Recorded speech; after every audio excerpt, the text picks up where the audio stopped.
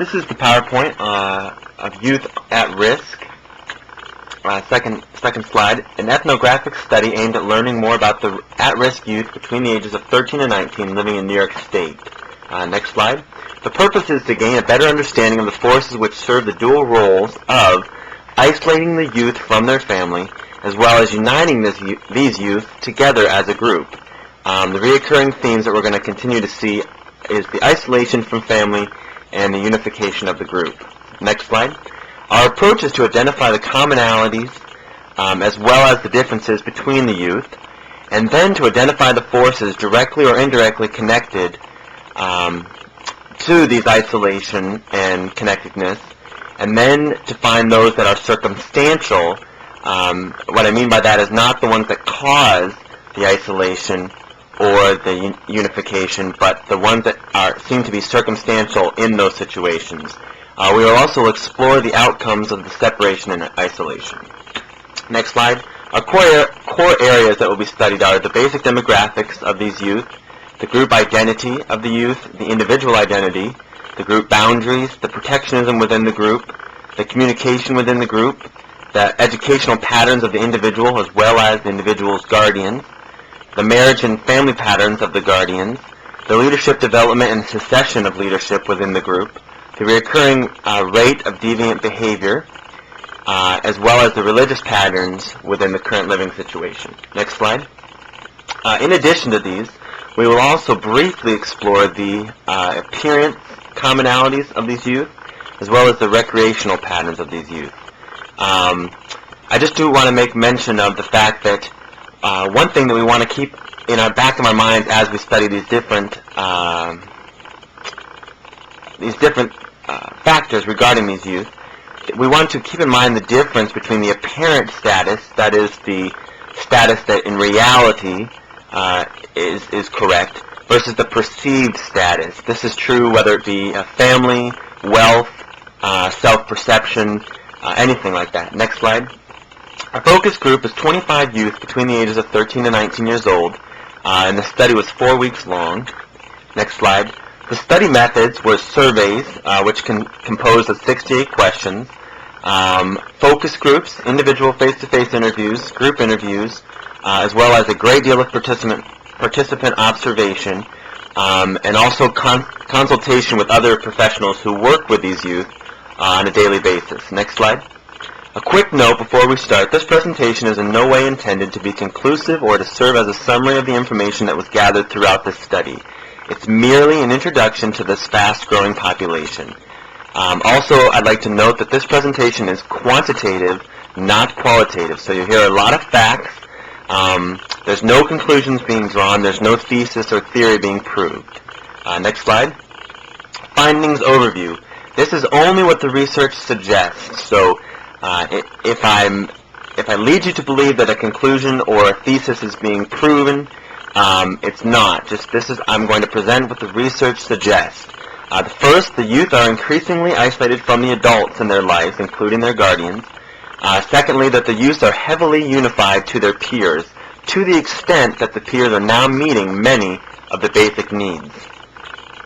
Next slide. The exceptions to this rule, to these findings, the vast majority of the youth reported little to no connection with their family, mentioned later in greater detail. However, some of the youth reported extremely high connections with their families.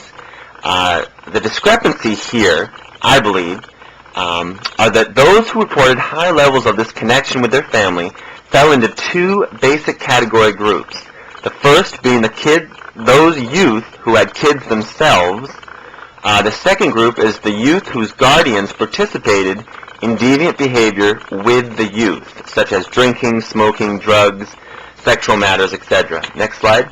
The three age categories. 13 to 14-year-olds, they compose 16% of the study group. 15 to 16-year-olds, they compose 32% of the study group. 17 to 19-year-olds, they composed 48% of the group. This focused on the highest age category for two reasons. One, the population of the program which these kids are involved in tends to be 16 years or older. The second reason is that 17 and 19-year-olds would be less influenced by the preteen and teen issues such as puberty, evolving social status, lack of self-identity, etc. Next slide. Males and females in ratio. 60% of the youth surveyed were female, 40% of the youth surveyed were male. That broke it down to 15 females and 10 males. The imbalance between males and females is due, again, to the imbalance represented in the program. However, in order to get a more accurate representation group of the whole, I kept the same ratio as the greater population. Next slide. Age appropriate to grade level. Excuse me. 80% was appropriately placed. 20% were not appropriately placed. Now, it is important to say here, each age was given 2 appropriate years. So, for example, 13 years old could be placed in 7th or 8th grade and still be appropriate. The implication of this is that 20% of these youth were at least 2 years behind the peers of the same age group. Appreciation of school. 64% of the youth reported that they do not like school. 36% of the youth reported that they do like school. The youth who reported a dislike of school are more likely to get into deviant behavior while in school. Family size. Next slide.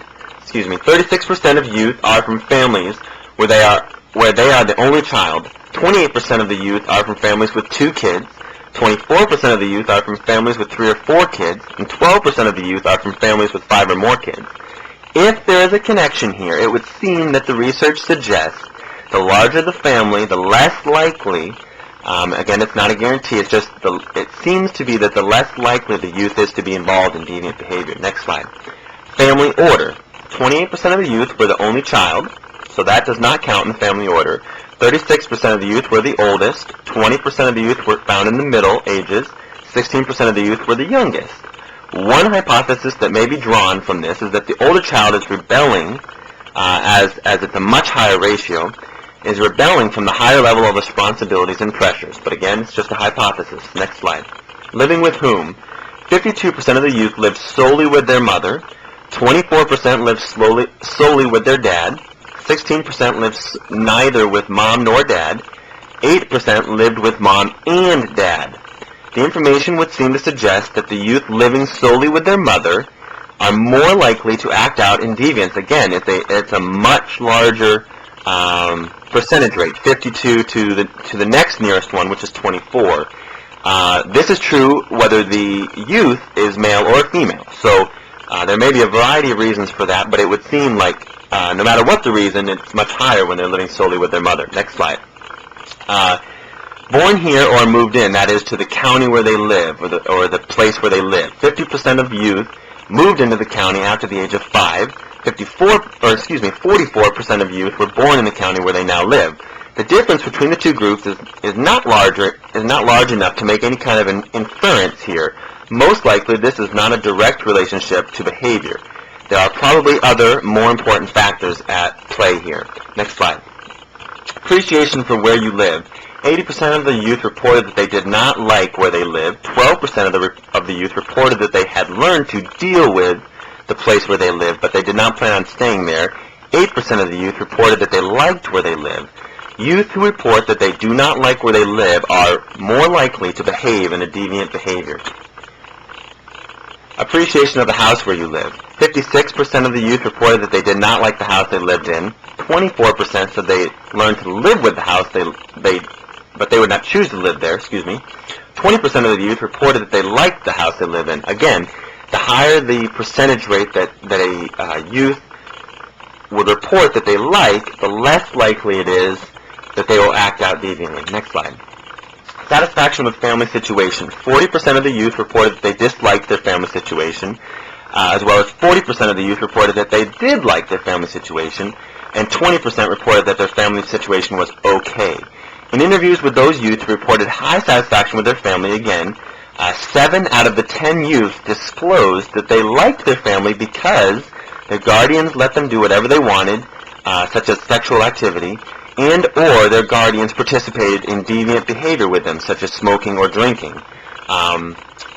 Next slide. Guardian role models. In a follow-up question, 18 out of the 25 youth reported that one or both of their guardians whom they lived with had been arrested in the past. Next slide. None of their friends, 56% of the youth, reported having a lot of friends. A lot, the definition of the term a lot was left up to their discretion. 46% of the youth reported having very few friends.